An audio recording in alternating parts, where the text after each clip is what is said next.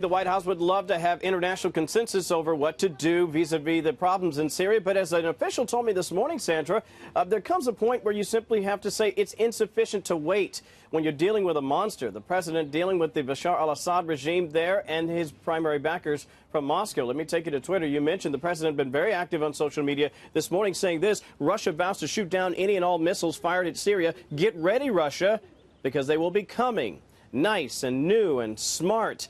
You shouldn't be partners with a gas-killing animal who kills his people and enjoys it. Now, that drew this response from the spokeswoman for the Russian Foreign Ministry. She said smart missiles must fly toward terrorists, not a legitimate government that has been fighting international terrorism in its territory for several years. Now, clearly, Sandra, you recall you were on the air then last April when the U.S. fired dozens of Tomahawk missiles into Syria, a direct response to the Assad government's slaughter of the Syrian people. Just yesterday in New York at the UN, the U.S. ambassador to the UN, Nikki Haley, implored the world body to act and to speak with one voice to stop Assad and the Russians. Now, for the White House perspective, officials here acknowledge that while the drumbeat of war may grow louder, the call to rein in the Assad regime is an important one.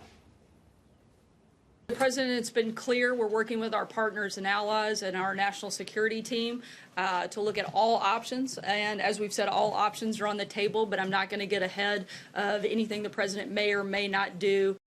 Press Secretary Sarah Sanders, I want to add this very quickly. I just got this from my colleague Lucas Tomlinson over at the Pentagon, a U.S. military official telling him the department does not comment on potential future military actions. No surprise there, but clearly they know something has to be done to rein in the Assad regime.